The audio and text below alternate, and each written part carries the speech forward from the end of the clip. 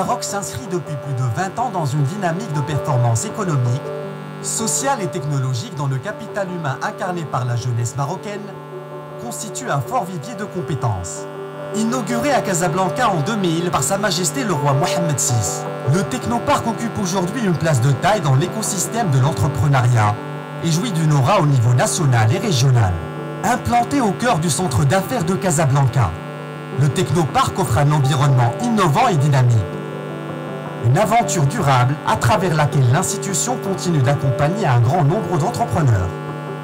Au-delà de l'accueil et de l'installation qu'on peut tout à fait trouver ailleurs, ce qui fait la force du Technoparc, c'est la capacité de ses équipes en interne à s'adapter aux contraintes des entrepreneurs. En fait, concrètement, nous bénéficions d'un accompagnement étudié et de la bienveillance d'un écosystème fort et compétent. Et ça, c'est vraiment primordial.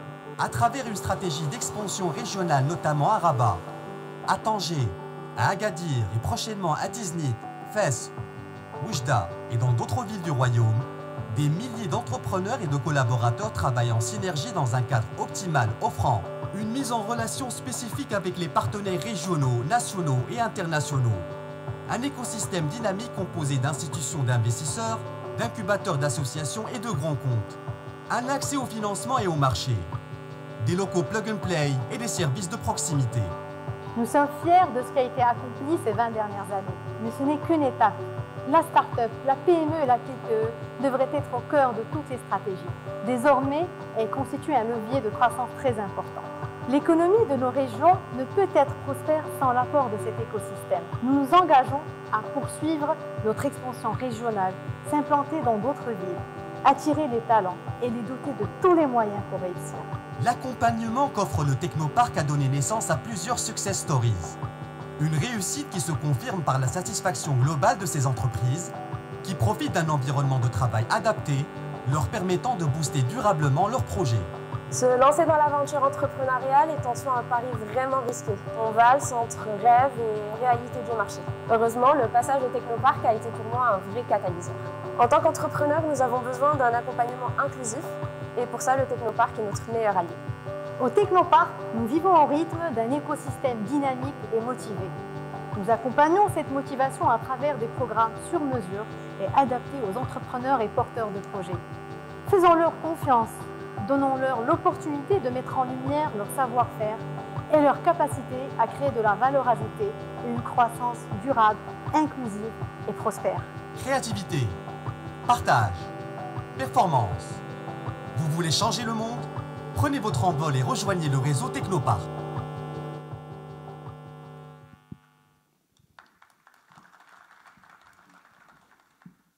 Alors, avant d'enchaîner, tout d'abord, ça me fait énormément plaisir d'avoir eu l'opportunité de visiter l'école Mohammedia des ingénieurs. Ça en premier temps. Deuxième des choses, je me permets de me présenter. Je suis Ayoub Hamdani, coordinateur des startups au Technoparc de Casablanca et le collègue d'AFF. Si vous pouvez me permettre, je pense que je vais vous poser une simple question. Qu'est-ce que vous avez retenu de la vidéo? Vous dites qu'on vient de diffuser une vidéo qui parle du Technoparc. Qu'est-ce que vous avez pu retenir de cette vidéo? Quelle est la vocation du Technoparc? Bien sûr. Simple accès au marché et au financement. D'accord? C'est presque 20% de la réponse. Bien sûr.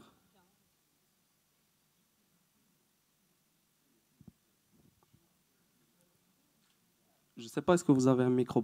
Le voilà. D'accord.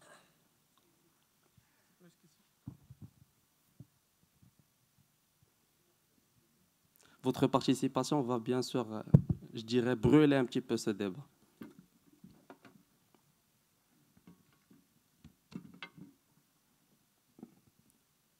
Un simple mot, une simple phrase, en arabe, en français. Tamazirt, qu'est-ce que je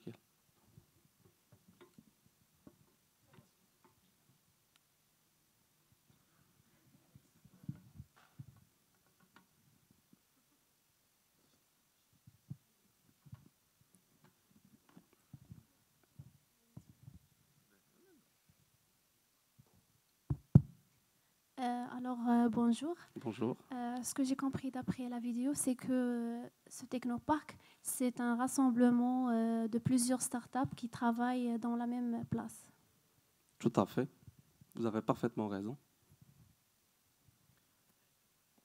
Je pense que c'est aussi c'est pour l'incubation des startups, pour les accompagner, soit, je pense, au niveau financier et au niveau des compétences.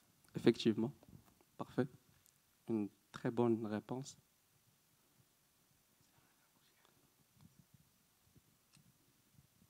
Vous pouvez dire juste un petit mot. Ce que j'ai compris aussi, c'est que si ces startups vont travailler dans le même environnement, il y aurait une certaine compétitivité entre eux et certains échangements entre eux, des ressources et même des informations. Et ils peuvent même contribuer à des projets communs. Effectivement. Dans ce cas, on parle de la compétitivité, la coopération et la compétitivité. D'accord ? Parfait, effectivement, vous avez parfaitement raison, lieutenant. D'autres, on peut avoir juste deux ou bien trois réponses et on enchaîne.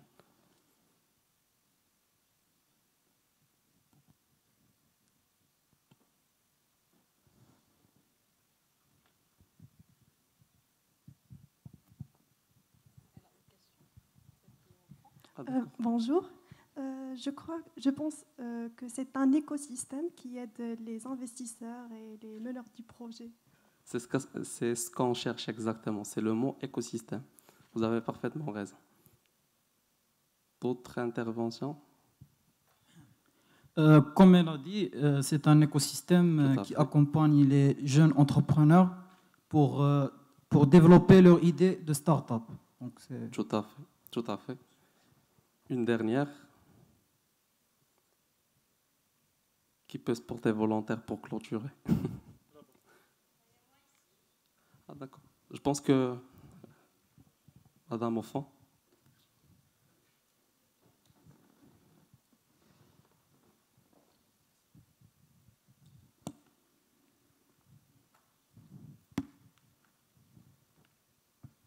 Du coup, bonjour tout le monde. Bonjour. Et merci à l'école Mohammedia d'ingénieurs d'avoir me donné cette opportunité. Je suis étudiante chercheuse en doctorant en entrepreneuriat. Je travaille sur le sujet de la reconversion entrepreneuriale. Les gens qui se reconvertissent totalement, définitivement vers un chemin et qui dessinent un chemin entrepreneurial. En fait, je suis vraiment très, très passionnée par ce domaine d'entrepreneuriat. Je viens de rencontrer des centaines d'entrepreneurs marocains. Et vraiment, ça me fait un très grand plaisir d'être là aujourd'hui. Je porte la casquette de la chercheuse et d'une représentante d'un groupe au sein du forum. En fait, ce que je viens de retenir par la vidéo, c'est que Technoparc, c'est un fruit de travail d'une entreprise qui aide, qui fait l'accompagnement des jeunes entrepreneurs pour savoir se lancer, qui chasse, comment dirais-je, la motivation et le courage, la volonté d'un entrepreneur qui vise tracer un certain chemin vers un chemin, comment dirais-je, noir. Mais pour moi, un entrepreneur, c'est un voyageur sans bagages, comme il a dit Gartner et Asgen et Philippe Silberzan et tout. Mais pour moi, l'entrepreneuriat, c'est le rêve et c'est l'avenir du Maroc. Effectivement, vous avez parfaitement raison. Merci. Alors, juste pour qu'on puisse bien sûr expliquer la vocation du Technoparc, donc comme vous le savez parfaitement, donc le Technoparc, la vocation du Technoparc s'inscrit dans le nouveau modèle de développement, c'est le fait d'encourager l'entrepreneuriat. Donc, dès que vous avez une idée en tête, donc on fait de l'accompagnement de la phase de l'idéation jusqu'à la phase de l'accélération dans une période de 5 ans. Donc notre accompagnement, il est réparti sur plusieurs aspects, notamment l'accès au marché. Donc à travers bien sûr des programmes d'innovation ouvertes en partenariat avec des grandes institutions, on essaie tout simplement de mettre en relation nos startups avec les différents organismes pour qu'ils puissent avoir des marchés et bien sûr grandir dans ce sens. Deuxième aspect, c'est l'accès au financement. Donc, on a des partenaires, que ce soit des VC, des ventures capital et même également des institutions financières qui peuvent financer les porteurs de projets, que ce soit avec des subventions, des prêts d'honneur, et même également les startups qui ont des idées, qui, je pourrais dire, scalables, peuvent faire une levée de fonds avec des grands investisseurs et même également avec des business angels qui peuvent prendre des parts dans leur société ou bien dans leur start-up. Même également l'accès au networking. Donc, on offre également l'accès au networking. On organise souvent, je dirais d'une façon mensuelle, parfois hebdomadaire, surtout dans la période récente, des événements où la communauté du Technoparc se réunit pour partager leurs contacts, discuter de leurs projets et même également bénéficier d'un networking, je dirais, propice. Alors, par rapport, on offre également dans l'accompagnement, ou bien l'offre d'accompagnement, je dirais, vise également l'accès à la formation. Donc, on organise souvent des formations qui sont dédiées à l'entrepreneur. Donc, comme vous le savez parfaitement, l'entrepreneur a besoin des formations purement particulières, c'est-à-dire comment gérer son projet, comment faire de la négociation, comment faire bien sûr du marketing, comment gérer financièrement son projet, etc. Et on offre bien sûr ce type de formation à travers je dirais des partenariats qu'on fait également avec des institutions et même également avec des personnes qui sont connues dans ces domaines-là. Et on offre également l'accès aux compétences, c'est-à-dire des formations purement particulières dans des compétences précises, le leadership, comment gérer son projet, comment recruter, etc., etc. Je pense que je laisse même Afaf vous donner plus de détails sur ce qu'on fait exactement au Technoparc. En effet, Ayoub, donc le Technoparc accompagne les porteurs de projets de la partie idéation jusqu'à que le projet soit scalable pendant une durée de 5 ans. Comme vient de citer donc, mon collègue Ayoub, l'accès au marché, l'accès au financement à travers des institutions, notamment comme la CCG, qui est devenue maintenant Temwilcom, qui a bien sûr des programmes de financement, que ce soit bien sûr des prêts d'honneur ou carrément à travers ces structures labellisées.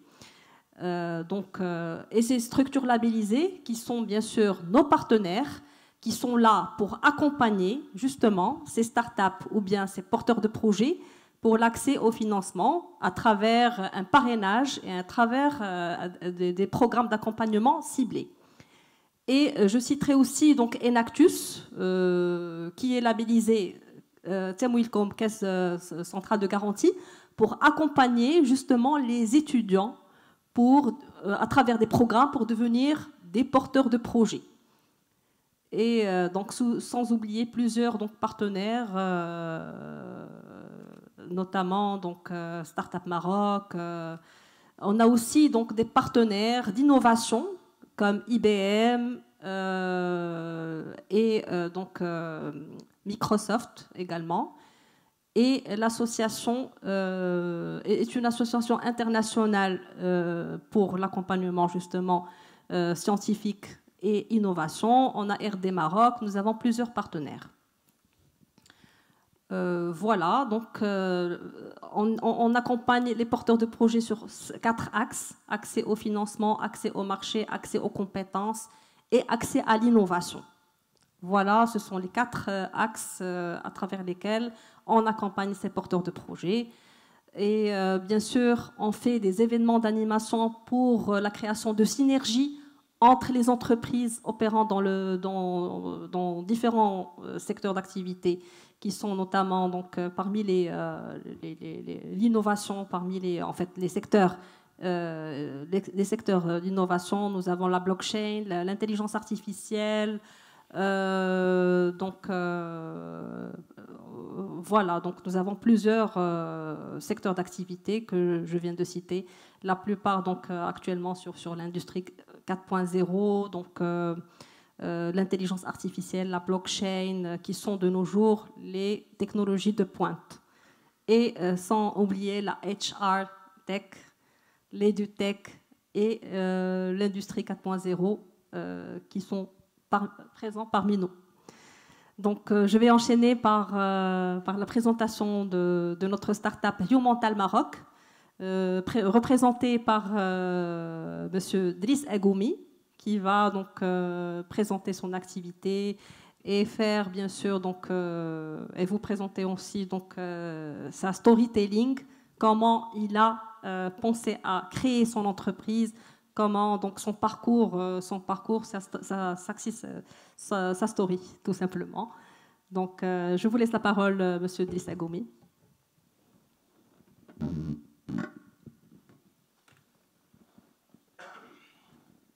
Assalamu alaikum, bonjour. Alors tout d'abord, je suis très ravi et très honoré d'être parmi vous aujourd'hui. Donc je tiens à remercier tout d'abord le forum EMI Entreprise pour cette belle initiative qui se répète chaque année. Je remercie aussi l'école Mohammadi d'ingénieurs pour cette initiative aussi. Et je remercie le Technopark pour cette invitation pour participer à ce talk show. Alors, je suis Idriss Agoumi, cofondateur de Humantal Maroc. C'est une société qui se spécialise dans le HR Tech, c'est-à-dire les technologies relatives à la gestion des ressources humaines. Alors, l'entreprise a été créée en 2022.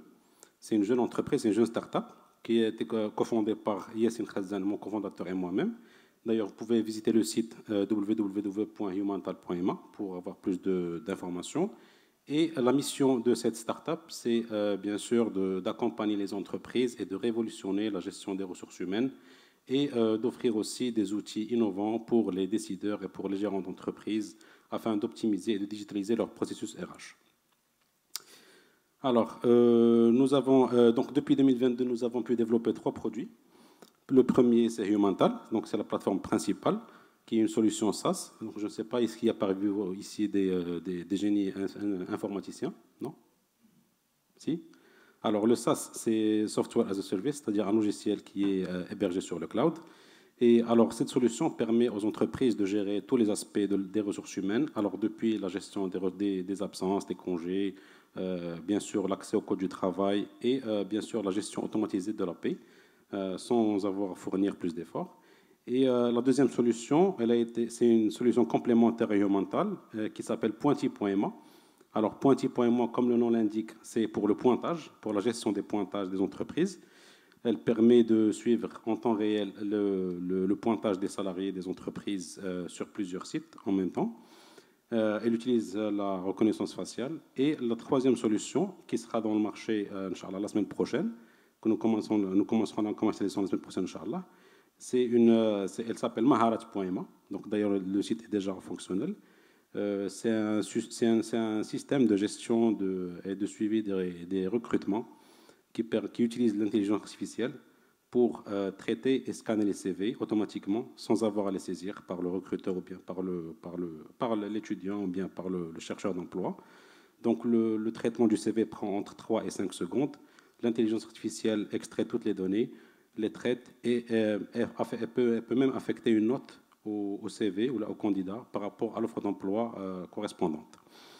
Donc, je ne suis pas là pour vous présenter en fait Humantal, mais je suis là surtout pour vous présenter mon parcours d'entrepreneuriat. Alors, je suis licencié de l'Université Mohammed V, donc en 2009, de la Faculté des Sciences de Rabat. Ensuite, j'ai fait mon master à Hawaï, donc en 2012, je l'ai eu. Mais avant d'avoir mon master, j'avais déjà commencé l'entrepreneuriat en 2011 en lançant une société, une start-up, Successoft SARL. Alors, c'est une histoire un peu rigolote parce qu'en fait, sur un coup de tête, on s'est lancé. On a vu un produit similaire en France et on a dit pourquoi pas ne pas développer le produit au Maroc. Donc, on s'est lancé au développement. On était tout jeune, aucune expérience, aucun accompagnement. Et voilà, on s'est dit on va développer un logiciel qui va gérer les exploitations agricoles et pour leur gestion interne. Et voilà, donc on l'a développé pendant 6 mois. Ça nous a coûté quand même beaucoup d'argent pour le développement des 6 mois, surtout qu'on ne maîtrisait pas le développement. Et après ces 6 mois, nous avons lancé la commercialisation. Alors, qui parmi vous peut me dire, ou peut deviner le nombre de ventes ou le chiffre d'affaires qui a été vendu pour cette solution? Est-ce qu'il y a des volontaires qui peuvent deviner à peu près?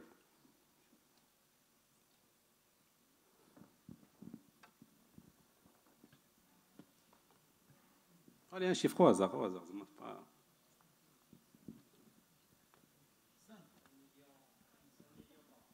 5. Qui dit mieux? 500. Qui dit mieux? Pardon? Capital de lancement, c'était alors 6 mois fois 9 000 dirhams de salaire qu'on payait, c'est-à-dire entre 55 et 60 000 dirhams d'investissement initial. Alors, qui dit mieux? On a eu 500, on a 1 million de dirhams, on a eu... Pardon? Là, بعيد بزاف.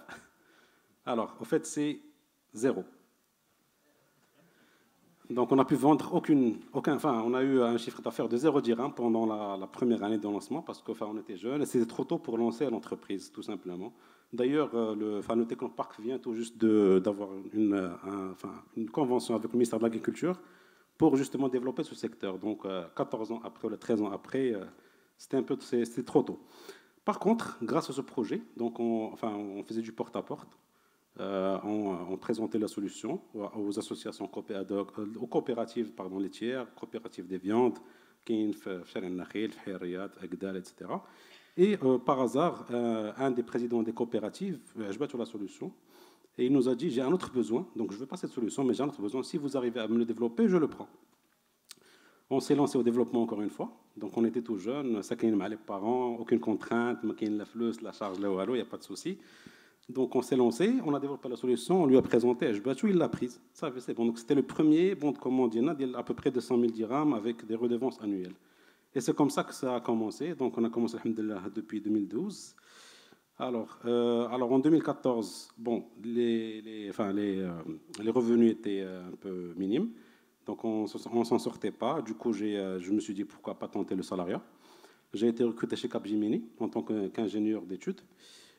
Alors, 18 mois après, malheureusement, j'ai démissionné parce que je n'ai pas pu. Ce n'était pas fait pour moi.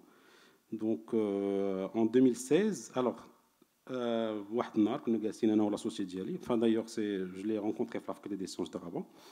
Et on s'est dit, pourquoi pas ne pas lancer un autre projet, parce que le salariat ne nous convient pas. Donc, du coup, on va lancer une autre entreprise, on a une autre start-up. Et on s'est dit, cette fois, on ne va pas refaire la même erreur, c'est-à-dire parce qu'on avait des problèmes de paiement la première entreprise, Successoft, des retards de paiement, donc on n'était pas payé par les clients tout simplement.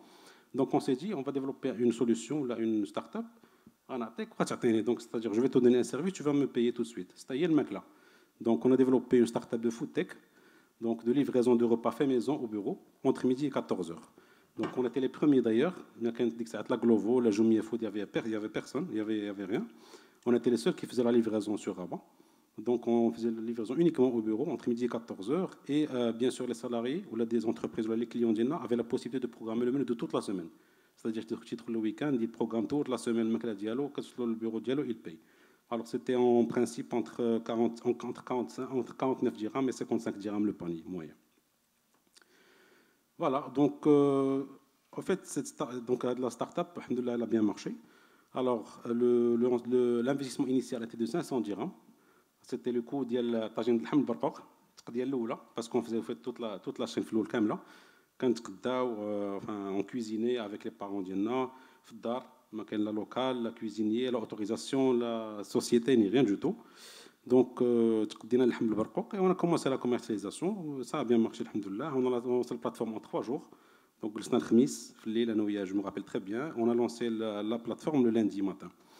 Alors, après 3 mois, on est passé à 13 salariés. Après 24 mois, on est passé à 95 salariés. Donc, on a pu décrocher pas mal de marchés sur Rabat.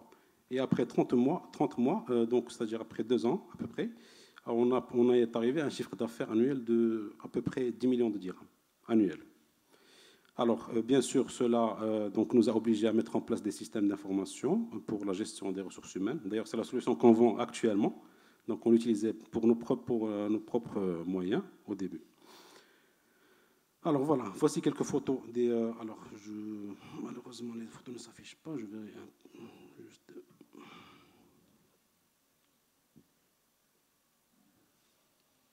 actualiser pour voir les photos. Je m'excuse.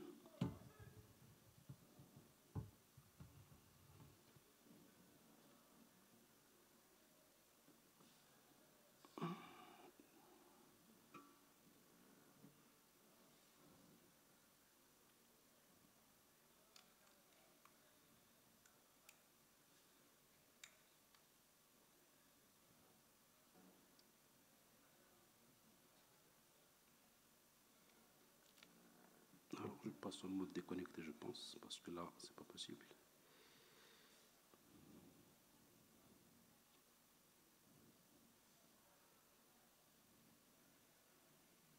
Voilà. Donc, parfait. Alors, voici quelques photos de mon parcours. Alors là, il y a mon associé.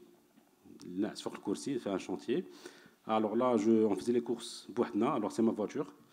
Quand je باقي crédit, باقي خرجت هذيك الساعات من le salarié, premier salariat avec Capgemini. Donc, j'ai pris une voiture, j'en ai profité pour faire toutes les courses. Ici, à les courses, on faisait ça le matin à 6h30 du matin. Alors, c'est là où l'équipe commence à se développer. Alors, là, c'est la première équipe. D'ailleurs, on a une cantine à l'Université internationale de Rabat. C'était Fenokia, qui est dans le Mknas. Et là, c'est à Marina Smir. On avait aussi un local à Marina Smir à Tétouan. Voilà. Alors, en 2017, Successoft, la première entreprise qu'on avait développée au début, grâce à son logiciel initial, pour la coopérative, alors, on a pu décrocher un appel d'offres, donc l'ONSA, l'Office national de la santé et sécurité alimentaire, et le ministère de l'Agriculture, pour développer l'application de la traçabilité des ovins. Donc, il y a l'application de les boucles d'oreilles, les boucles de l'identification. Alors, notre système permettait de tracer, d'identifier le propriétaire de l'ovin.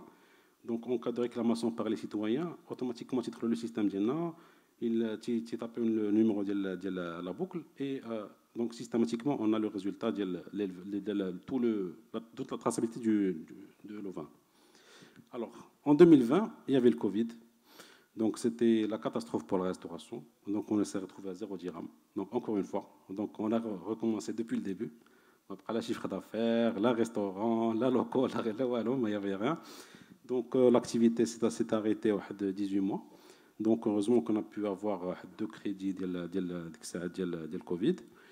Et donc, c'était juste pour payer des dettes, mais on était toujours endetté et on l'est d'ailleurs toujours. Donc, on paye toujours les dettes de lancement. Alors, c'est à ce moment-là qu'on s'est dit on doit pivoter carrément.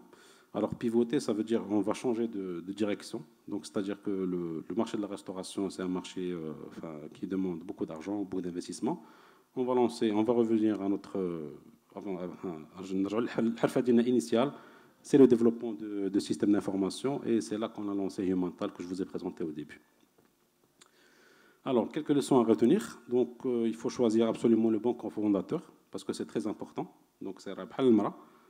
Si on choisit le mauvais cofondateur au début, c'est foutu pour la start-up et pour l'entreprise en général. Il faut lancer au bon moment, pas trop tôt, pas trop tard. Alors, au début, comme vous avez vu, le Successoft, on avait lancé trop tôt et c'était catastrophique. Alors, lancez rapidement avec un petit budget, c'est l'idéal. Si vous pouvez lancer avec un budget très minime et le plus tôt possible, le plus rapidement possible, ça serait bien. Il y a aussi l'erreur à ne pas refaire, c'est ne pas recruter juste pour recruter, parce que malheureusement, il y a des entreprises, la réussite, il y a le nombre de salariés, alors que c'est faux. Alors, c'est la marge, c'est beaucoup de choses. Il faut aussi développer son réseau. Alors, il faut utiliser le réseau des lauréats. Surtout que je sais que Sparkla a un bon réseau de lauréats. Donc, vous devez en profiter si vous voulez lancer. Et pourquoi ne pas rejoindre un autre réseau comme BNI ou comme la Chambre de commerce, par exemple, française, etc. Et bien sûr, il faut absolument respecter les procédures juridiques administratives parce que c'est très important. Même si on se dit que c'est une start-up, il n'y a pas de risque, il n'y a rien, mais il faut absolument respecter les contrats, les assurances et toutes les procédures administratives parce que ça peut vous tuer d'un jour à l'autre. Alors, le rôle du Technopark dans toute cette histoire, en fait, ça nous a permis d'avoir un accompagnement continu, l'accès à l'innovation, l'accès aux compétences, puisqu'ils ont une CVTech. Donc, quand on veut recruter, on s'adresse directement au Technopark. Ils nous proposent des CV adéquats au poste recherché. L'accès aux formations, puisqu'ils organisent, comme l'a dit mon ami Ayoub tout à l'heure, des formations soit mensuelles, soit hebdomadaires. L'accès au financement aussi, qui est très important, puisqu'ils ont un bon réseau de partenaires, des banques, Tijari Ofa Bank, Jamwilcom, etc.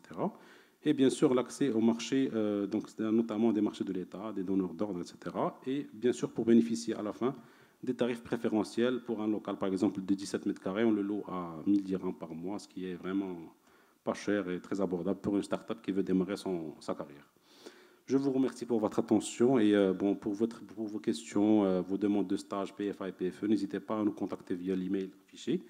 Vous pouvez nous envoyer, on est très open, on est très ouvert à toute proposition, à vos emails, n'hésitez pas à nous contacter, je vous remercie.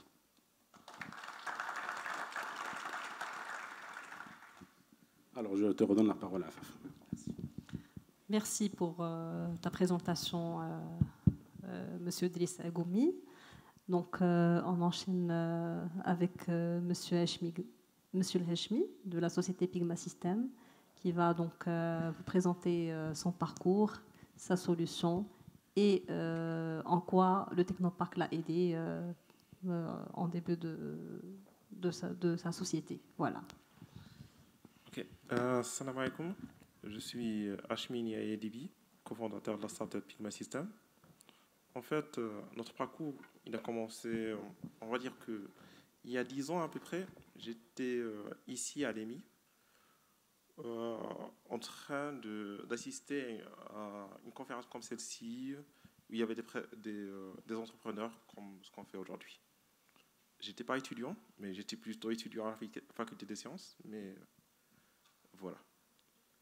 En fait, en même temps, en 2014, j'étais membre d'un club de robotique. Et puis, ma passion pour la robotique avait commencé par là. On était passionnés, on était des étudiants. Et puis, cette passion-là, on a voulu la partager. On l'a partagée sous forme de formation. Au début, on est passé à différentes écoles pour leur proposer notre service. Et ensuite, on a choisi de faire nous-mêmes. On a commencé à donner des formations à Rabat, et ensuite on est passé à Casa, à Tanger, on est arrivé à Ouarzazate, à Fès. On a donné des formations en robotique à travers tout le Maroc, et on a eu des étudiants de tous les âges. On avait eu des étudiants de 7 ans, on avait des seniors de 60 ans qui voulaient découvrir cette séance, cette passion, cette technologie. Et puis, on a avancé jusqu'au Covid. Au Covid, en fait, pour nous aussi, tout s'est arrêté. Et puis, il n'y avait plus de formation. Après le Covid, on s'est dit qu'au début, lorsqu'on avait commencé ce parcours entrepreneurial, on avait commencé pour créer des solutions. Et puis, assis comme ça, il y avait un ami qui nous a parlé d'un sport qu'on ne connaissait pas, qui était des courses de pigeons voyageurs. Donc, il nous a dit, oui, voilà, moi je suis passionné de ce sport. Et puis, j'ai développé une solution SaaS pour ce sport. Et aujourd'hui, j'ai 35% du marché marocain. Je leur permets de calculer des trucs. Et puis, vous êtes électronicien. Et puis, tous les gens de ce sport ont besoin d'un système électronique pour la gestion de ce sport. Pour gérer des courses, pour donner des résultats et tout. Est-ce qu'il est possible de créer quelque chose? On s'est dit oui, bon. On s'est dit que ça allait prendre 6 mois, bien quelque chose comme ça. Bon, ça nous a pris 3 ans. Mais bon, une fois qu'on l'a fait, une fois qu'on est arrivé à quelque chose, on a découvert qu'il est possible de créer des solutions pour le sport. Et puis, oui, ce sport-là, c'était un petit sport, mais qui représente quand même à peu près 4 millions d'amateurs à travers le monde. Et puis, ça nous a ouvert une porte à travers d'autres sports. Aujourd'hui, à travers le Technopark, on a découvert que d'autres personnes attaquaient d'autres sports. Et puis, en développant ce premier système, on a eu l'expertise de développer plusieurs autres. Aujourd'hui, on travaille sur le football, par exemple. On est en train de développer une solution pour suivre les joueurs, pour évaluer leur performance. Et là, on s'est spécialisé dans la création d'objets connectés pour le sport. Et puis, on ne fait que commencer. Donc voilà, ça c'est notre parcours.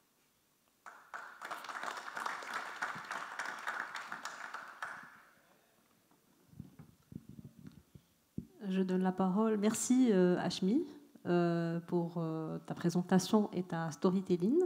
Je donne la parole à Madame Mrim Bouchara pour présenter sa solution et sa start-up.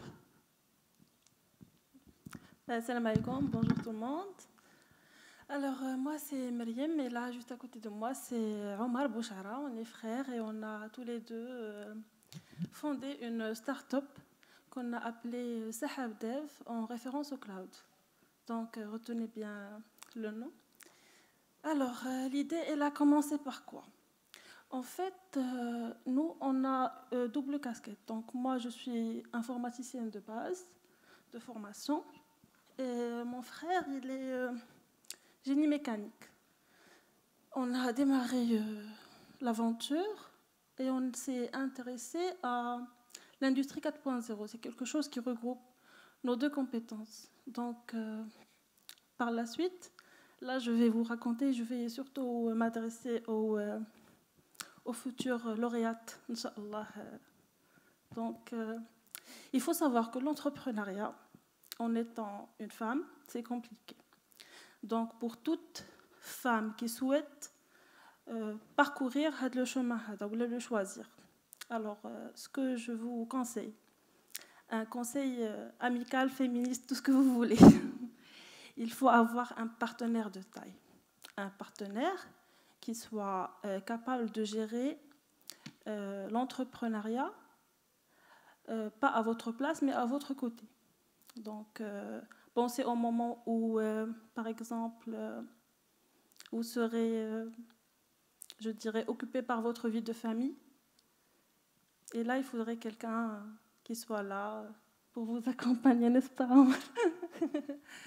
Donc, ce que je recommande, c'est que pour les filles, avoir un très bon compagnon de route. Pour mon cas, c'était mon frère. Et puis, à la fin, c'est lui qui s'est chargé du côté de la casquette informatique. Donc, au final, qu'est-ce qu'on a fait? On a échangé les casquettes. Je t'ai donné ma casquette.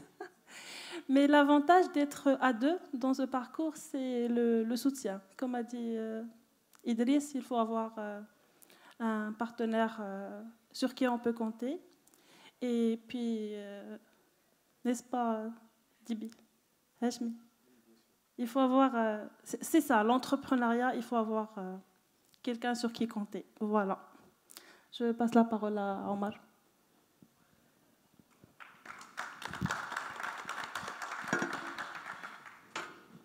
Bonjour tout le monde. Je vais parler un peu plus en détail. Donc, on a créé la société, ça fait 1 an et demi. Et depuis, on est hébergé à Technopark. Donc, on est en train de développer 2 solutions. Donc, la première solution, c'est un logiciel pour les entreprises marocaines, donc tout ce qui est industrie. Donc, on fait de la gestion de production, la gestion de stock et un système d'étiquetage automatisé. Donc, en parallèle, on travaille sur un 2e projet qui est encore en cours de développement. C'est une plateforme générale qui permet de lier tout ce qui est digital et physique. Donc, c'est à travers des tags. Donc, on a plusieurs formats. Donc, premièrement, des étiquettes autocollants, donc, qui sont uniques. Donc, chaque étiquette peut être identifiée d'une manière unique et sûre. Et aussi des plaques, soit en inox et en aluminium, qui peuvent être attachées à des structures plus larges comme des machines ou des outils de BTP, par exemple. Donc, Technopark nous a donné la chance de travailler dans un environnement très sain. Donc, c'est au centre de Rabat. On a un bureau au 4e étage avec une très très belle vue. Donc ça, personnellement, ça m'a beaucoup aidé pour développer notre solution. Donc mon parcours, j'ai eu un master en génie mécanique à l'université de Lille, donc en 2021. C'était la fin du Covid et j'ai décidé de rentrer au Maroc. Et j'ai travaillé pendant 1 an dans une entreprise marocaine qui est de mon oncle maternel. Donc j'ai travaillé pendant à peu près 1 an. Donc tout ce qui est maintenance et à peu près dans le système de tracking. Après, on a fondé la société Sahabdev et depuis, on est hébergé à Technopark. Si vous avez des questions, n'hésitez pas.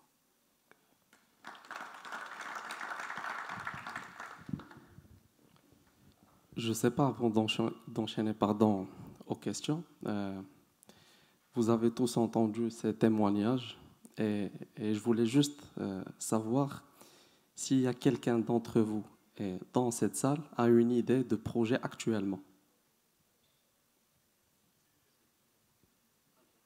Je ne sais pas, le micro-baladeur, si vous permettez, vous pouvez juste le passer. Rebonjour. Rebonjour. En fait, en tant qu'RH, je vise à avoir un cabinet consulting ressources humaines. Parce que vous savez très bien qu'aujourd'hui, les entreprises externalisent la fonction ressources humaines. Tout à fait. Tout ce qui est formation, rémunération, développement de carrière, même recrutement. Alors, je suis très, très intéressée par le profil du monsieur qui fait une reconversion de Capgemini vers l'entrepreneuriat avec un échec et puis il reprend le chemin. Et c'est ça l'idée que j'ai. C'est l'occasion de prendre contact avec lui pour qu'il puisse bien sûr j'aimerais t'orienter bien vers... prendre contact avec tous les entrepreneurs. Avec super ça fait un grand plaisir. Comme je disais, je prépare ma thèse doctorale en entrepreneuriat et j'aimerais bien effectuer des entretiens avec les entrepreneurs qui sont ici avec nous. Bien sûr. Vous êtes auquel labo exactement? El Kalimat. D'accord, le SCG Marrakech. D'accord, super. Merci, super. merci. Je vous en prie. Alors, d'autres personnes? Ah. Je ne sais pas, vous pouvez juste passer le micro si vous permettez. Bonsoir. Salut tout le monde. J'aimerais bien répliquer un peu pour la dame qui a intervenu. Parce que là, son témoignage est très régressif. Et je m'explique. D'accord. L'entrepreneuriat n'a pas de sens ni masculin ni féminin. L'entrepreneuriat, c'est la volonté d'entreprendre. D'accord? Et l'État est en train de mettre en place depuis 1990 des mesures, des moyens d'encouragement à l'entrepreneuriat, que ce soit masculin ou féminin. Donc, il faudra juste vouloir entreprendre. Et effectivement, avoir des partenaires avec qui collaborer, c'est l'idéal. Avoir des associés, c'est encore mieux. Mais sachez que toutes les structures mises en place aujourd'hui par tous les gouvernements qui sont passés vont dans le sens de développement et l'encouragement à la création d'entreprises. Donc, madame, je vous dis que... Est-ce que je peux répliquer? J'attendrai que vous finissiez. Je vous donnerai la parole. Très bien. Par contre, je vais vous dire, par ma propre expérience, on a créé pas mal d'associations pour la création d'entreprises depuis des années. Et vous avez une association à Casablanca qui est très forte, c'est ESPOD. Et vous avez la FEM, c'est des associations de femmes entrepreneuses qui font du beau travail. Ils ont été structurés par des organismes internationaux avec des fonds internationaux pour pouvoir développer et encourager la femme à entreprendre. Et je vais balancer sur un autre secteur qui est l'économie solidaire. L'économie solidaire s'est développée d'une manière extraordinaire au Maroc. Aujourd'hui, on a développé avec pas mal d'associations des coopératives qui font du beau travail, du bon pactage et qui est en train d'exporter, même à l'international, avec des labels. Donc, je ne vois pas pourquoi une femme doit avoir peur d'entreprendre. Et je clôt mon intervention et je vous souhaite bon courage, les femmes, pour que vous allez entreprendre tout seul, ne craignez rien du tout, c'est toujours valable. Merci pour tout le monde. Bonjour. Alors, pour répondre à ce que vous venez de dire, monsieur, rappelez-moi votre nom. Bensouda, ravi. Donc, très bien. Très bien, d'accord. Donc, d'accord, très bien. Alors, moi, peut-être que vous avez mal compris mon message, monsieur. Moi, je disais qu'il faut, pour les femmes qui veulent faire de l'entrepreneuriat, d'avoir quelqu'un à leur côté, qui soient là pour les aider à accomplir ce qu'elles veulent faire. C'est tout. Voilà. Donc moi, je suis là pour éloger mon frère qui a été d'un grand soutien. Et je précise qu'on est cofondateur de la société. Donc moi, j'ai voulu fonder la société. D'ailleurs, notre secteur d'activité, c'est l'informatique. Et c'est moi qui porte la casquette informatique. Et au final, on a tellement bien travaillé qu'il a fini par aborder la même casquette et on s'en sort très bien. Voilà. Très bien. Je voudrais ajouter une chose. Madame Afaf, vous vous rappelez notre première rencontre? Je venais d'accoucher. Alors, j'étais à mon 10e jour post-accouchement et j'étais là, au Technopark, pour pouvoir poser le dossier.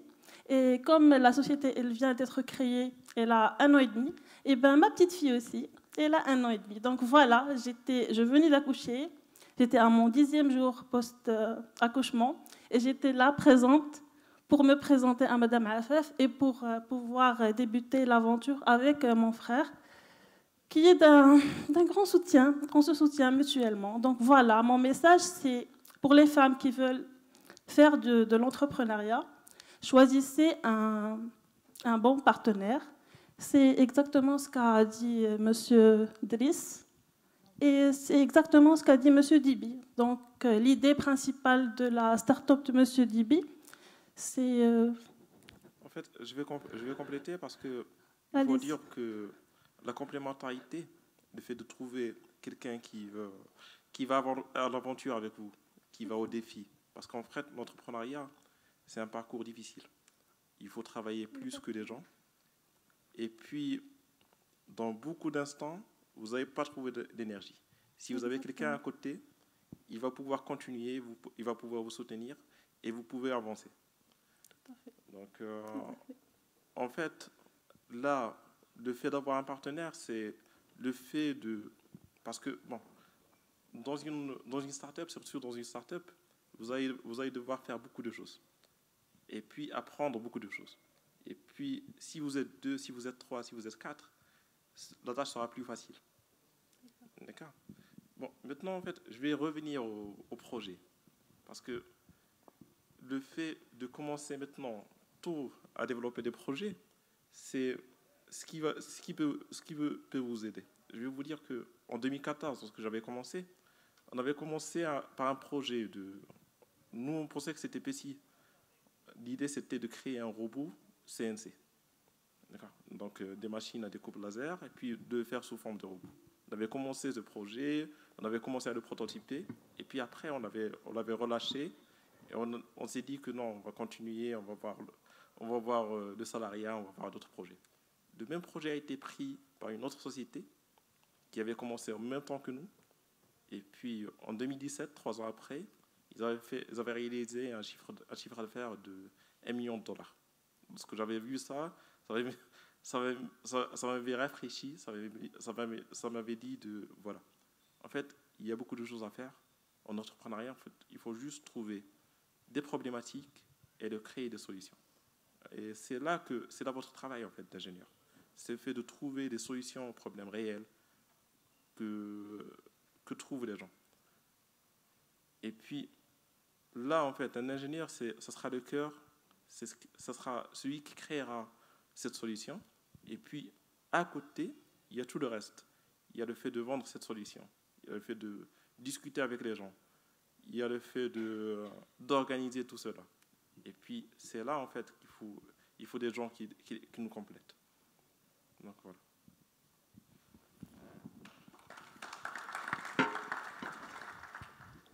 Alors, je me permets juste de répondre à l'intervention de Sibn Souda. Juste par rapport au... nous savons très très bien que l'État fait un super grand travail pour encourager les femmes porteuses d'idées, pour qu'ils puissent bien sûr concrétiser leurs idées en projet. Et d'ailleurs, c'est le cas de Technopark. On a à peu près, je dirais, plus que 20 startups.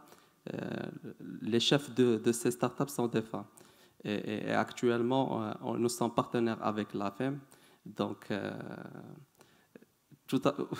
Effectivement, vous avez parfaitement raison. Eh bien, juste pour qu'on puisse un petit peu compléter, donc, je voulais juste savoir, même également d'autres étudiants qui ont des idées en tête pour que la femme qui porte l'orange, vous avez levé votre main. D'accord. Vous pouvez juste passer le micro.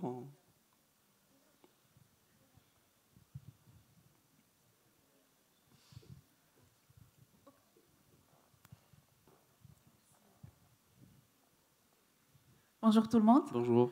Donc, je me présente. Je suis Kaussar Boudalal, étudiante en 3e année licence dans le domaine des ressources humaines. Donc, l'idée de projet que j'ai envie de partager avec vous aujourd'hui, c'est une idée qui m'est venue grâce à mon parcours dans les études de ressources humaines et à cause de ce que j'ai vécu en tant que personne dyslexique. Donc, l'idée, c'est de créer une plateforme qui connecte les gens à mobilité limitée, genre les gens handicapés mais qui sont qualifiés, avec les entreprises. Quand j'ai remarqué au Maroc, les gens généralement qui sont handicapés ne trouvent pas vraiment une place au sein d'une entreprise, ils ne trouvent pas d'opportunité pour l'emploi, même si ils sont qualifiés, même si des fois ils ne sont pas aptes physiquement, mais ils peuvent être aptes mentalement, mais ils ne trouvent pas d'opportunité.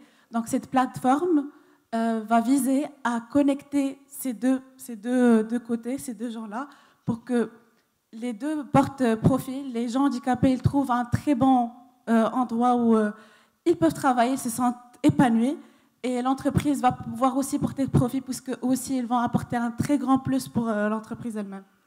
Donc c'est ça. Merci beaucoup. Alors, je me permets juste de répondre, et je rejoins aussi Hachmi par rapport à un point qu'il a bien précisé. Donc, vos idées de projet doivent naître d'une problématique.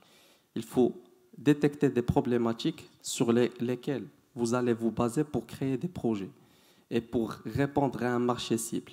Si je me permets de vous poser la question, madame, avec Laurent, je voulais juste savoir exactement votre marché cible. Est-ce que ce sont les gens à mobilité réduite? Donc, c'est juste une idée en tête, vous ne l'avez pas encore concrétisé.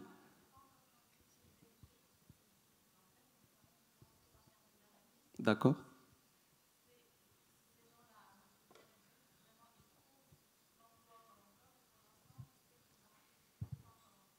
D'accord, super. Le conseil que je pourrais bien sûr vous donner, c'est le fait de, juste après la détection de la problématique, vous pouvez juste passer à une étude de marché bien détaillée pour que vous puissiez également, je dirais, détailler votre marché cible.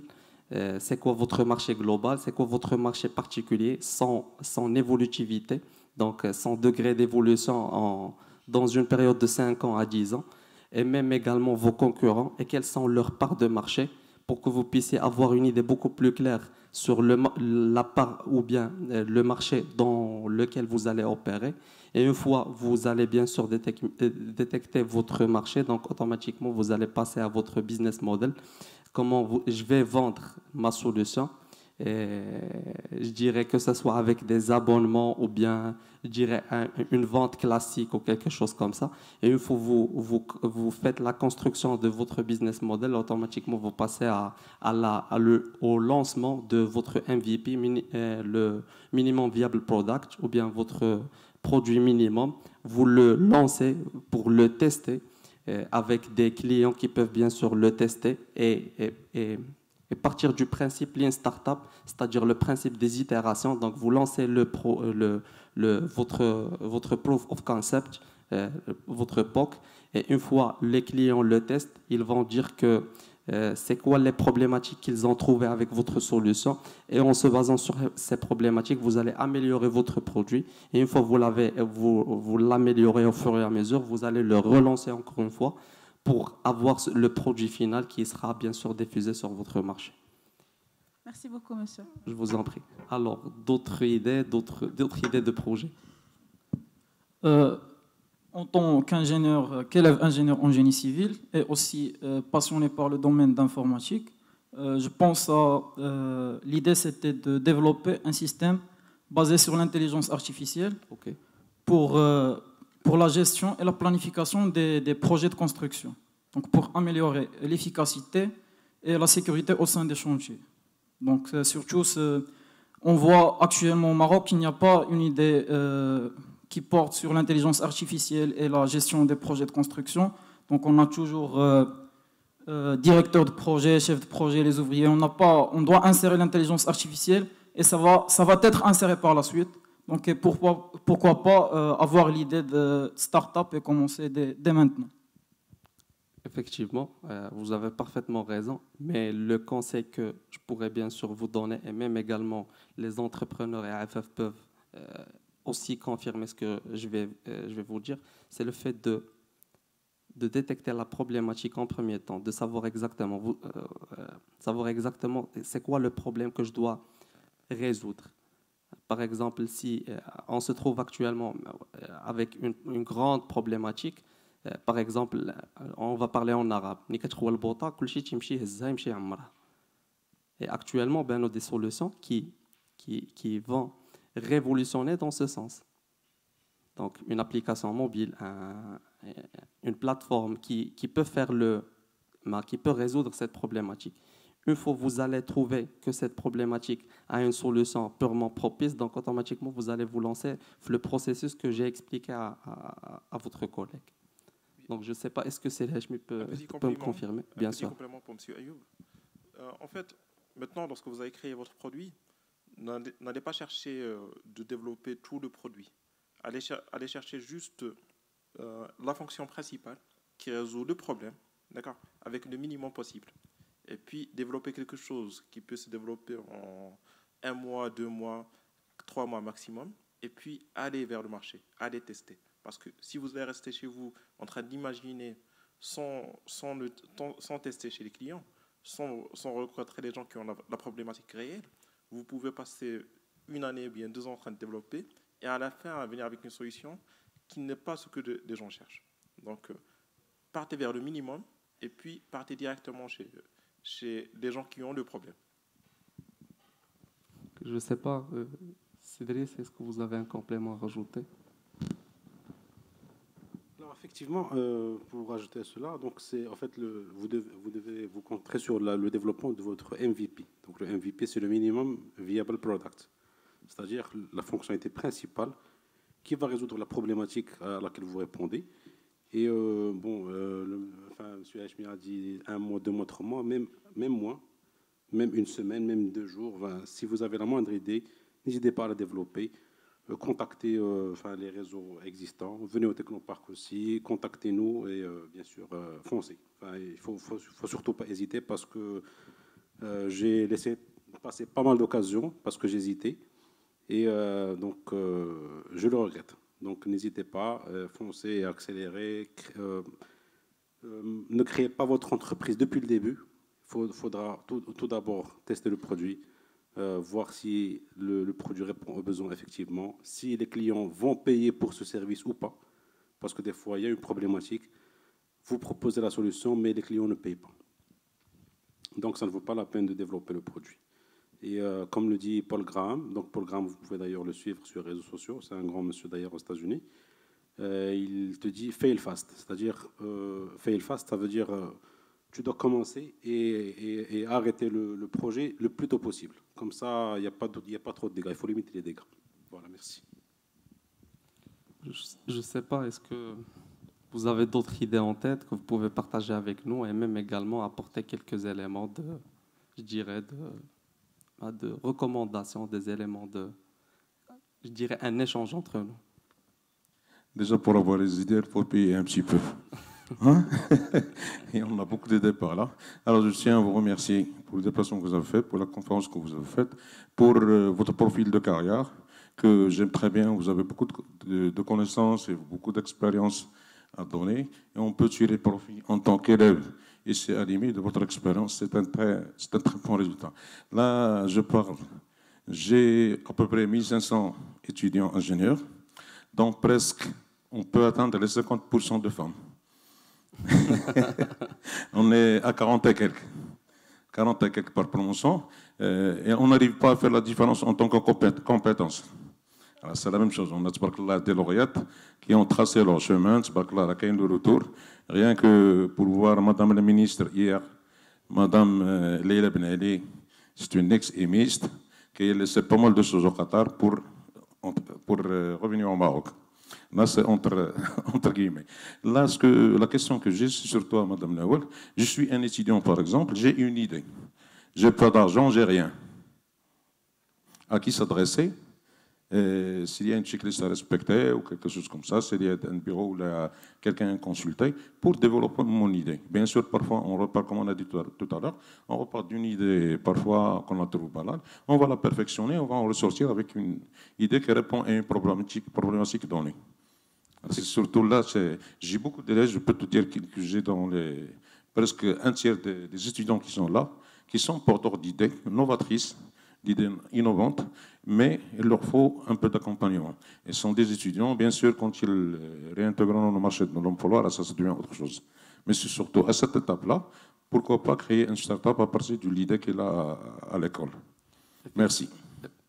Je vous en prie. Comme ça a été dit au début, je pense que la vocation du Technopark, c'est le fait d'accompagner le porteur d'idées de la phase de l'idéation jusqu'à l'accélération de son projet. Et d'ailleurs, dans l'objet du programme qu'on vient de lancer qui s'appelle Boost Up Lab, c'est-à-dire vous avez une idée en tête, même vous n'avez pas encore créé votre projet, vous pouvez juste même participer au programme. Donc c'est un programme gratuit, ce sont des bootcamps qui est étalés sur 5 mois. Vous pouvez juste bénéficier c'est-à-dire des formations, des hackathons, pour que vous puissiez bien sûr, je dirais, développer votre idée de projet et même également pitcher vos projets. Il y a des phases éliminatoires. Une fois vous êtes sélectionné, automatiquement votre idée est retenue. Vous passez à une compétition pour sélectionner les 4 lauréats finalistes. Donc, une fois ces lauréats finalistes sont, je dirais, détectés, automatiquement, ils bénéficient d'un accompagnement de proximité, c'est-à-dire avoir participé aux différents événements organisés par le Technopark et même également avoir une gratuité sur le service du coworking pendant une période de 3 mois. Donc ça, c'est le programme Boost Up Lab. Et d'ailleurs, on vient de le lancer, donc les candidatures ont été clôturées le dimanche dernier, si je me rappelle très très bien, le 5 de ce mois. Et nous avons fait, il y avait, je dirais, à peu près 210 candidats. Donc, et on va sélectionner dans ces 210 candidats en se basant sur nos critères d'éligibilité. Juste à titre d'information, nos critères d'éligibilité pour sélectionner, que ce soit des porteurs d'idées dans ce programme-là, Boost Up Lab, ou bien des porteurs de projets qui ont créé leurs entreprises, sont 3. Donc, le premier critère d'éligibilité, c'est l'activité. Donc, il devra être dans les domaines de la technologie de l'information. Donc, tout ce qui est TIC, donc technologie de l'information, technologie de la communication. Deuxième des choses, c'est l'industrie culturelle. Donc, si vous êtes... Je ne sais pas, est-ce que vous connaissez le boulevard? Le boulevard. C'est le fameux festival du rap, etc. Vous le connaissez. Donc, ils sont incubés au Technopark.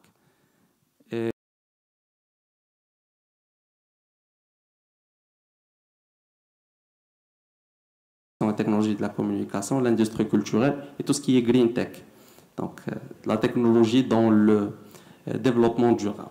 Donc, ça, c'est pour l'activité. Donc, une fois que vous remplissez ces critères d'éligibilité, donc automatiquement, vous pouvez rejoindre le programme Boost Up Lab si vous êtes un porteur d'idées. Mais si vous êtes un porteur de projet, donc, on rajoute 2 autres critères, c'est-à-dire une société créée juridiquement, une société de droit marocain, SARL, SNC, SARLO, et j'en passe. Et deuxième des choses, une entreprise de moins de 5 ans. À quoi bon une entreprise de plus de 5 ans doit bénéficier de l'accompagnement du Technopark? Donc l'accompagnement de la phase du lancement jusqu'à la phase d'accélération devra être dans les prémices, c'est-à-dire dans les premiers 5 ans de l'entreprise, à travers ces formations, à travers ces mises en relation avec les ventures capitales, avec les business angels. Et même également, on avait des startups qui sont installées au Technopark et à travers les événements de networking qu'on organise d'une façon hebdomadaire, ils ont pu avoir bien sûr c'est-à-dire du contact de quelques business angels qui ont pu investir dans leurs projets.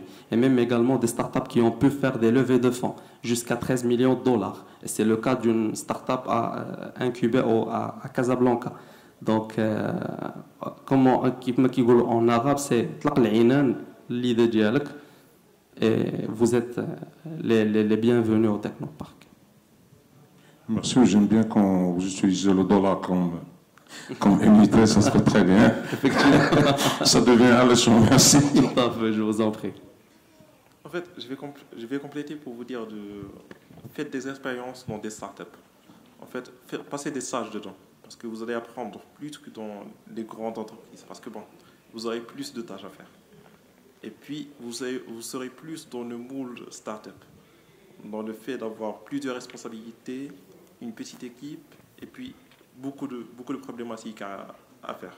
Et puis, essayez d'approcher des événements, comme des événements qui se font dans les technoparks, et puis d'autres événements. Et puis là, ça va vous permettre de discuter, et puis de partager vos idées, et puis les affiner. Et ensuite, normalement, vous pouvez trouver des problématiques directes que vous pouvez donner des solutions. Et puis, essayer de créer beaucoup de solutions.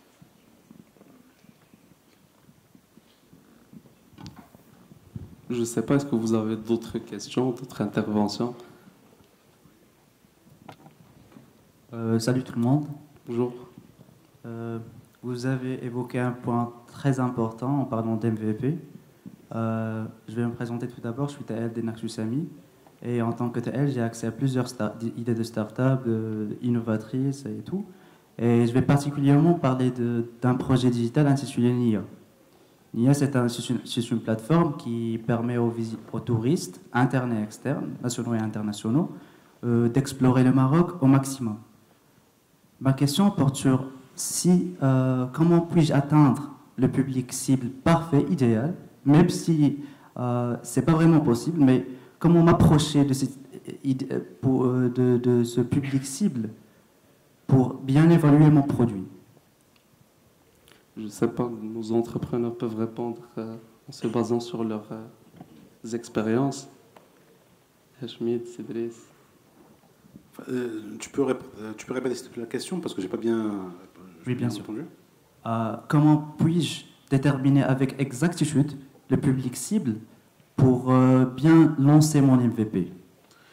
Alors, pour le lancement de l'MVP, alors il y a ce qu'on appelle le profil des clients idéal. C'est le profil du client idéal.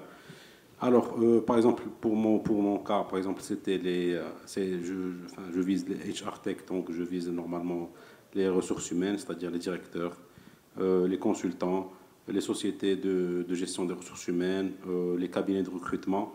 Et donc, du coup, Hadou Kamlin, il constitue ton ICP. Donc, alors pour répondre un peu à ta question, on ne peut jamais figer ou avoir une liste comment dire, exacte des profils ou des clients. Mais ce que je recommande pour des MVP, c'est que, comme l'a dit Paul Graham aussi, talk to your users, work on your products. Talk users, work on your products. C'est-à-dire, tu dois parler aux clients de toute catégorie, de tout type, et tu dois travailler sur ton produit pour le raffiner, pour qu'il soit plus adapté au marché et pour avoir une version qui sera commercialisable et présentable. Bien sûr, la première version, qu'est-ce qu'on en général gratuite, pour lancer ensuite une version qui est payante ou la premium. Voilà. Merci beaucoup, Cédric. D'autres en fait, je vais juste compléter parce que maintenant, lorsque vous êtes touriste, en fait, c'est large en fait. Il faut préciser en fait. Il faut préciser un segment des touristes. Il faut trouver une niche. Par exemple, je vais dire que moi, je vais commencer par les gens qui viennent pour faire du surf, par exemple. Donc du tourisme sportif. Et puis là, normalement, tu peux les approcher et puis voir leurs problématiques pour essayer de développer. N'essaie pas d'attaquer tout le marché. Essaye d'attaquer un aspect du marché, une petite portion. Une niche. Et puis, oui, une niche, un petit groupe de personnes. Et puis de là, tu peux évoluer de partie par partie. Effectivement, je me permets juste de rajouter quelque chose. C'est lors de votre étude de marché, vous allez bien sûr faire une segmentation en classant bien sûr votre cible par segment, catégorie, sexe, âge, catégorie socio-professionnelle, etc., etc. Une fois que vous faites la segmentation, donc vous allez commencer par une petite niche pour tester votre MVP. Une fois le MVP est validé, donc vous pouvez bien sûr cibler les autres. Effectivement.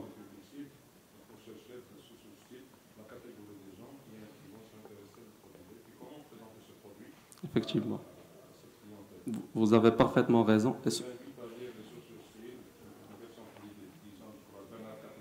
D'accord, ok.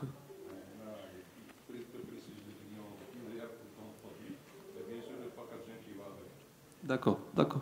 Je pense que c'est super intéressant. Il faut juste avoir un bloc-notes et un stylo. Donc vous avez une encyclopédie devant vous. Donc il faut juste écrire un petit peu. D'autres questions? Je pense qu'il y en a pas mal. Donc le monsieur là-bas. Bonjour. Bonjour. Tout d'abord, je vous remercie. Juste pour être un petit peu réaliste, vous savez que la plupart des entrepreneuriats et des startups ont été échoués.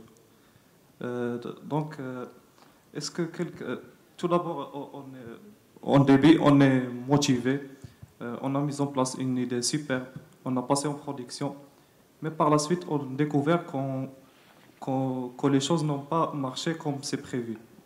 Est-ce que quelqu'un parmi vous peut me clarifier comment faire pour remédier à cette situation? Et merci. D'accord. Alors justement, comme je l'ai mentionné tout à l'heure dans ma présentation, il y a le mot pivote, c'est-à-dire pivoter. Alors, par exemple, dans notre cas, je vais parler pour notre dernière startup Humantal.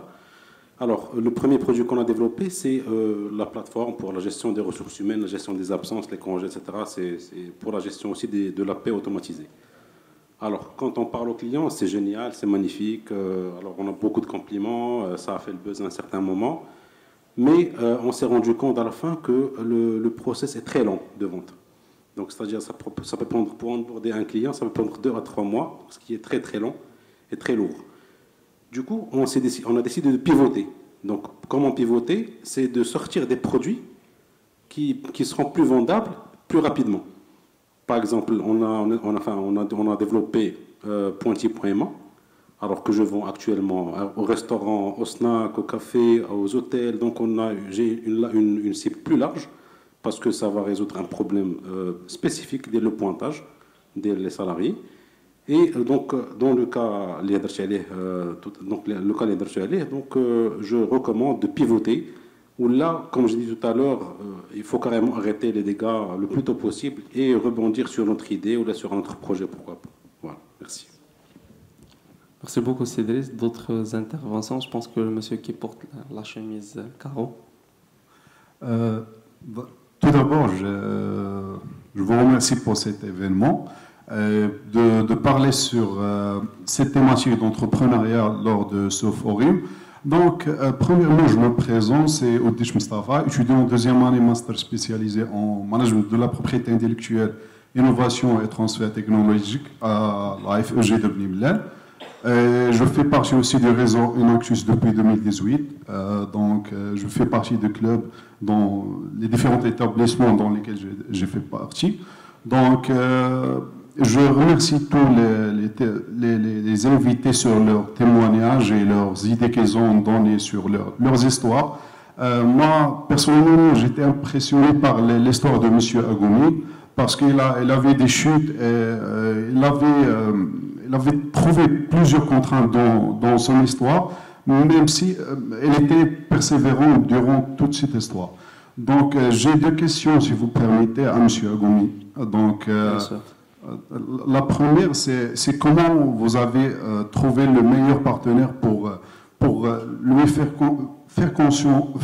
confiance en lui et partager avec lui votre idée et faire confiance en général. Parce que moi, personnellement, j'avais une mauvaise expérience dans ce sens. J'ai travaillé avec un ami sur une idée de projet. sincèrement, je l'avais choisi parce que c'était mon ami. Donc, c'était ça. Et dans ce sens, on avait trouvé plusieurs problèmes. Et vers la fin, on n'a pas continué dans ce sens. La deuxième, c'est vous avez lancé, je pense, une start-up sur la restauration et passation des commandes online. Quels sont les problèmes que vous avez trouvés dans ce sens en matière de culture de consommation? En 2016, on n'avait pas la culture de passer des commandes online. Et ça. Merci. Merci. Alors, pour répondre à la première question, alors, sur comment trouver le bon partenaire, ben, on ne peut jamais dire que c'est le bon partenaire pour une bonne période de temps. En fait, c'était un ami que j'avais rencontré à la faculté des sciences de Rabat. On avait fait toute la licence ensemble. Et au fait, j'ai Marrakech, parce que j'ai passé mon bac à Marrakech. Il venait de Tanger. Et donc, on s'est retrouvé à Rabat, tout seul. Tous nos amis sont restés dans les villes d'Yenna. Et donc, comme on dit, donc en 2006 donc jusqu'à 2024, ça fait maintenant 18 ans. Mais la confiance ou le partenariat, il se construit. On ne va jamais dire que ça fait j'ai trouvé le bon partenaire, le bon cofondateur, tu ne sauras jamais. Un petit conseil que je conseille à tout le monde d'ailleurs, c'est il faut clarifier les choses, il faut mettre tout sur papier, il faut tout légaliser, il faudra respecter toute la procédure juridique, comme ça, en cas de conflit ou de séparation, tu auras une machine en général. Alors, pour la deuxième question, par rapport à la restauration, l'idée en 2016 de lancer la livraison au bureau, c'est parce qu'en fait, moi j'étais salarié et j'avais ce problème en étant un garçon, je ne cuisinais pas. Et du coup, je me suis retrouvé à sortir déjeuner, des fois, je perdais beaucoup de temps, beaucoup d'énergie, je perdais beaucoup d'argent à déjeuner dans des restaurants. Et l'idée, c'était de livrer, pas les repas actuellement, mais c'est des repas faits maison. C'est-à-dire inclure la culture des repas faits maison au bureau. C'est-à-dire on livrait, pour 49 dirhams, on livrait un package fait avec par exemple un tagine de hamburger, la tagine de djaj ou la pastela, etc. Donc c'est de recréer un peu l'environnement ديال الدار au bureau avec un prix compétitif et livraison gratuite, paiement à la livraison. Et tu peux programmer les repas d'IELC toute la semaine. Donc les salariés, ça les arrangeait au fait. Et on avait des salariés qui commandaient chaque jour. Par exemple, là, on avait des salariés, des employés ici, la DGI. Donc on est arrivé à peu près à 120 commandes par jour. Donc en 2016, en livraison uniquement. Et c'est à ce moment-là qu'on est passé en B2B, c'est-à-dire les salariés des entreprises parler à leurs entreprises et on a installé des stands et des corners carrément au sein des entreprises, ce qui nous a facilité beaucoup l'expansion et ce qui nous a facilité aussi la logistique. Voilà, merci. Merci beaucoup. Sinon, j'aimerais ajouter une autre question, si vous permettez. Donc, au niveau du Technopark, est-ce que vous travaillez même sur la propriété intellectuelle? Nous savons tous qu'on a tous des idées. Parfois, les gens les étendent de participer ou bien aller au Technopark ou bien quelques espaces d'incubation pour éviter le vol de leurs idées. Donc, ils restent chez lui dans leur comfort zone, comme on l'appelle. C'est ça. Effectivement, je me permets juste de répondre sur votre intervention. Effectivement, pour nos startups, on organise des rendez-vous mensuels. Des rendez-vous mensuels avec l'OMPIC, l'Office marocain de la propriété industrielle et commerciale, et même également avec CNDP, l'organisme de la protection des données. Effectivement, donc c'est tout à fait personnel, pardon. Tout à fait, donc ce sont des rendez-vous one-to-one. Donc on essaye de les appeler et de les faire venir au Technopark.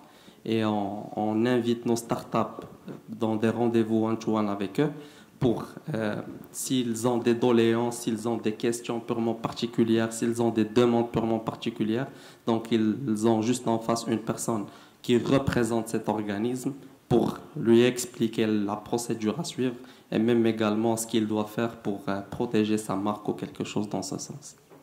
Merci. Je vous en prie. D'autres questions? Bonjour. D'accord. Bonjour. Bonjour. Tout d'abord, je vous remercie pour votre présentation. C'est d'ailleurs très généreux de votre part de vouloir partager votre vos expériences avec nous, les étudiants. Ma question concerne le côté risque de l'entrepreneuriat. Parce que, d'ailleurs, je suis étudiant au génie informatique et digitalisation. La plupart d'entre nous a déjà des projets en ce qui concerne, par exemple, l'intelligence artificielle ou bien le cloud, la cybersécurité. Mais on préfère s'orienter vers faire des PFE dans des entreprises et chercher un emploi dans ces mêmes entreprises parce qu'on trouve que c'est plus sécurisé. C'est plus, oui, on n'a pas à prendre un risque particulier. Alors, ma question, comment gérer le risque? Comment savoir qu'un tel investissement en partenariat en entrepreneuriat est risqué? On ne doit pas le faire, surtout lorsqu'il s'agit des investissements avec des CAPEX. Je ne sais pas si vous pouvez répondre. En fait, commencez petit. Vous pouvez commencer l'entrepreneuriat en étant salarié, en étant étudiant. On ne prend pas beaucoup. Et puis, dans les week-ends, lorsque vous avez un peu de temps, commencez à développer des choses petit à petit. Et puis, continuez votre parcours normal. Concentrez-vous sur vos études, concentrez-vous sur votre travail. Et puis, une fois que ça tient, une fois que vous voyez que la solution se vend, que l'entreprise avance, c'est là que vous pouvez passer à 100% sur l'entreprise. Mais avant, vous pouvez travailler en alternance. Vous pouvez donner plus d'efforts. Le temps où les gens vont passer en loisir, vous pouvez les passer à développer des entreprises. Et puis, vous pouvez essayer la première fois, la deuxième, la troisième. Cela va vous aider à augmenter votre expérience. Et puis, là, ça va vous donner plus de valeur. Même si l'entreprise ne marche pas, vous aurez plus de valeur dans le marché du travail. Voilà. Je pense juste un petit complément.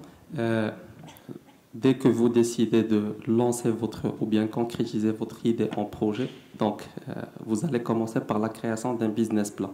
C'est la feuille de route du projet. Et dans ce business plan, il y a une partie qui est beaucoup plus importante, c'est la gestion des risques. Donc vous allez bien sûr citer l'ensemble des risques qui peuvent entourer votre idée de projet ou bien votre projet. Et une fois que vous allez les citer, automatiquement vous allez évaluer leur degré de criticité.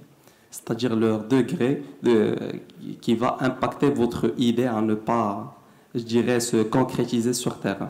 Et une fois que vous allez évaluer leur degré de criticité, donc automatiquement vous allez vous pencher vers les actions correctives et les actions curatives et les actions préventives. Et une fois ce plan-là est fait, donc automatiquement vous partez de cette partie au principe du Lean Startup. Donc vous lancez le MVP, vous le testez pour ne pas échouer, vous allez recueillir l'ensemble des feedbacks des personnes qui ont testé ou bien des clients qui ont testé votre idée pour faire lancer ou bien pour lancer le produit final. Pour compléter, je vous suggère de prendre contact avec Enactus. Il y a des programmes d'accompagnement pour la partie idéation et ils pourront mieux vous orienter et vous accompagner pour donc, la solvabilité de votre idée. Donc, ils sont là, ils sont labellisés sur la partie idéation par Temwilcom et ils sont les mieux placés pour vous aider donc, sur la partie des risques de votre idée ou bien la concrétisation de votre idée. Voilà. Enactus Maroc, oui. Tout à fait. Ils sont hébergés au Technoparc de Rabat. Et ce que je vous suggère, c'est oser entreprendre. Venez nous visiter. Donc, on est sur 5 régions. On est sur Casablanca, Rabat, Tanger, Agadir. Nous organisons des événements d'accompagnement sur comment établir un business plan, sur la partie donc comment faire un business model, sur la partie sur la partie soft skills éventuellement, et en fait plusieurs donc thématiques sont abordées, des programmes d'accompagnement ciblés pour les jeunes porteurs d'idées et porteurs de projets. Donc nous vous invitons donc vivement à participer à nos événements, à nos workshops. et à visiter, à être donc près de nos startups. On vous invite dans toutes les régions du Technoparc. On est actuellement sur 5 régions. Venez à nos événements, venez à nos workshops et venez rencontrer nos startups. Voilà. Merci beaucoup. Merci. Je vous en prie.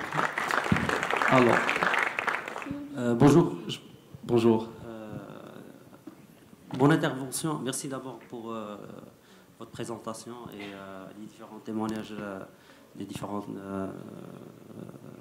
personnes présentes ici. Vraiment, c'est intéressant d'écouter les storytelling de chacun de soi et les expériences, comment les difficultés que le sujet d'entrepreneuriat, c'est pas un sujet qui est simple. C'est tout un parcours qui présente beaucoup de risques. Je vous remercie pour votre partage. Mon appel, c'est par rapport à la place du parcours ou des moyens, l'innovation sur les parcours des étudiants. Le sujet, si on cherche, on fait un petit sondage sur les différentes universités ou écoles. Généralement, on se retrouve avec... Moi, personnellement, je suis lauréat de l'EMI de 2010. J'ai eu l'occasion de faire mon MBA 3 ans.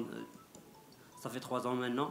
Et parmi les points les plus importants, c'est la partie financière, la finance, la compta, l'innovation et l'entrepreneuriat. On ne peut pas faire de l'entrepreneuriat si on n'a pas minimum de connaissances sur la finance. On ne peut pas faire de l'entrepreneuriat si on n'a pas des outils d'innovation, des design thinking, des scrum. Donc c'est des choses que normalement devraient faire partie du cursus de tout à chacun. Je suis sûr que ça ne prend pas beaucoup de temps. C'est quelques jours d'études et ça sera très intéressant d'intégrer ces éléments-là. Et aussi, ça ouvre plusieurs questionnements ici. Si on avait, par exemple, eu la formation sur comment on peut faire l'entrepreneuriat, comment on peut faire un business model, comment on peut idéaliser une problématique, comment on ne doit pas passer directement aux solutions, mais plutôt à chercher le pain point avant de développer une solution. Comment on doit faire des sondages. Donc, généralement, c'est des études. Les étudiants le font seulement par rapport à des études extrascolaires. Donc, ça ne fait pas partie du parcours principal de l'étudiant. Chose qu'on ne trouve pas dans d'autres écoles ou d'autres universités étrangères ou payantes ici au Maroc. Donc, l'idée, c'est moi, je suis toujours socialiste, donc il vaut mieux intégrer ces éléments-là nos parcours universitaires et écoles publiques au lieu de payer des centaines de milliers, 100 000 dirhams, 200 000 dirhams pour avoir ces éléments-là. Merci. Je vous en prie. Alors, je me permets juste de vous répondre. Actuellement, sur les compétences pointues, que ce soit la finance, la comptabilité, négociation, etc., actuellement, si vous me permettez, tout est offert sur Internet. Ça, d'un premier temps. Deuxième des choses, c'est le rôle des structures d'accompagnement. Donc, c'est le cas des accélérateurs dans le Technoparc.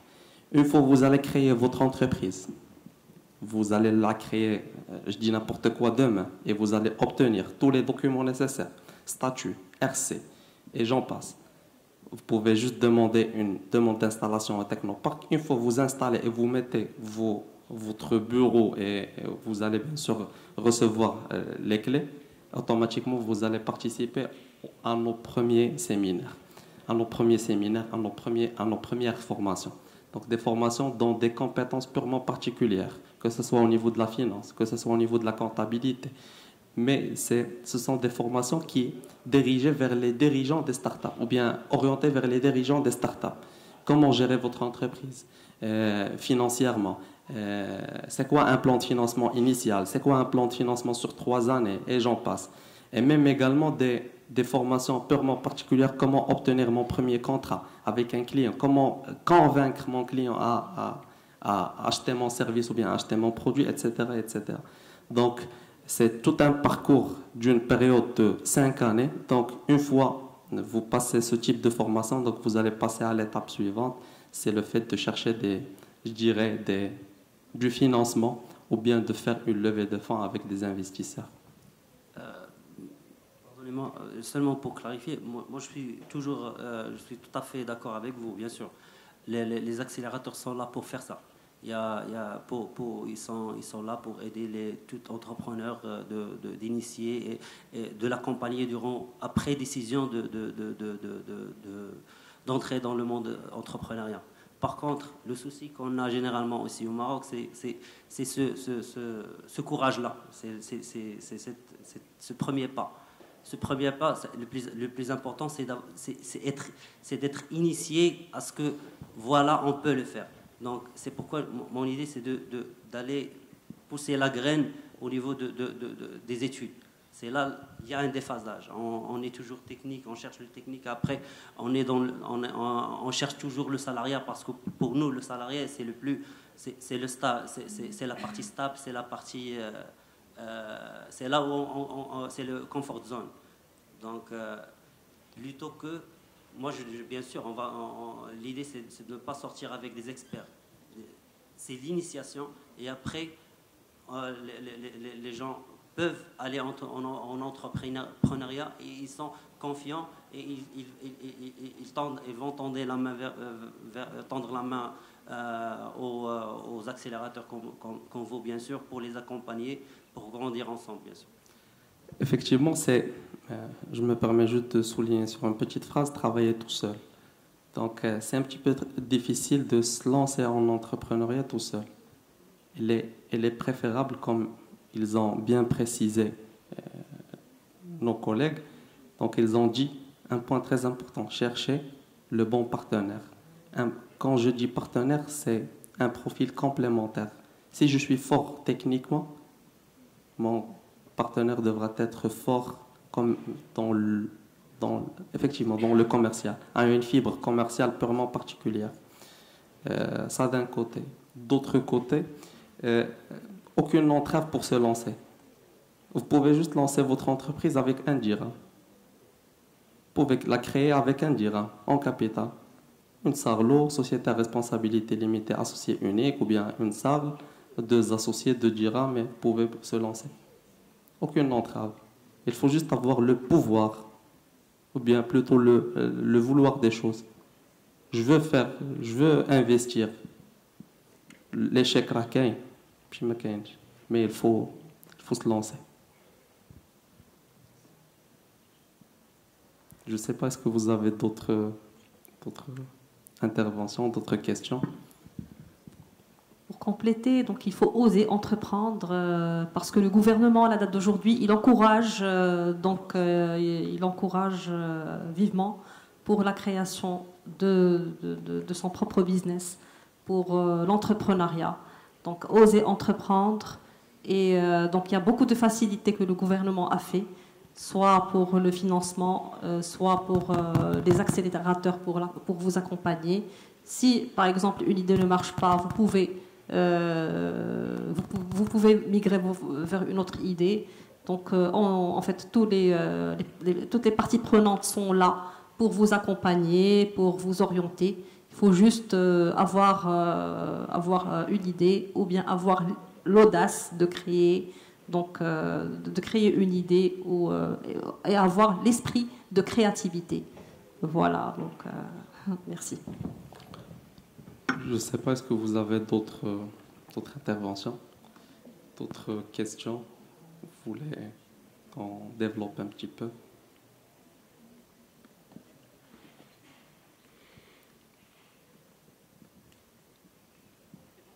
Jeudi après-midi, donc on a pris un déjeuner.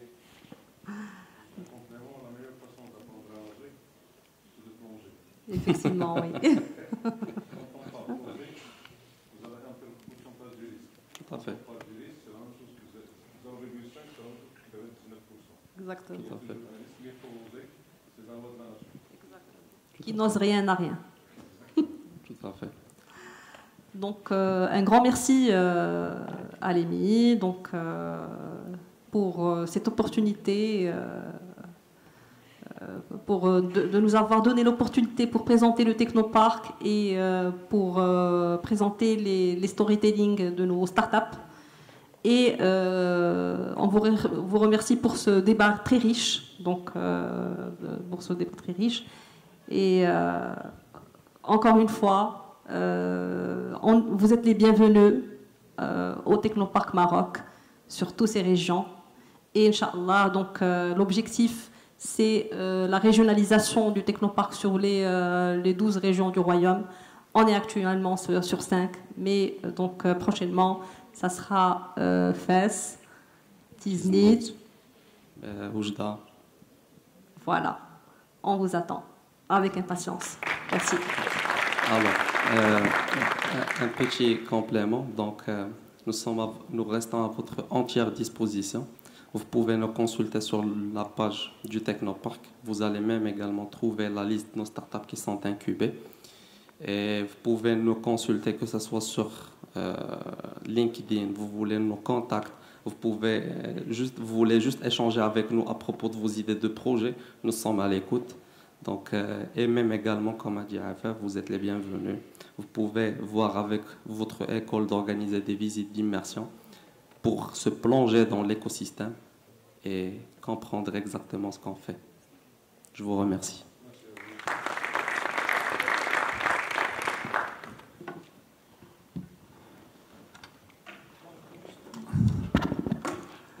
En fait, au nom du comité organisateur du Forum IMI Entreprise et au nom de toute l'école Mohammadi d'ingénieurs et du staff, etc., je vous remercie infiniment pour cette rencontre qui était ô combien belle et ô combien enrichissante. Vous nous avez vraiment inspirés et moi, je suis convaincu que l'ensemble des étudiants qui étaient présents, ils ne vont pas hésiter. Il faut juste, quand vous venez de mentionner, trouver une problématique, la développer. Et bien sûr, pour réussir, on a sûrement besoin d'accompagnement.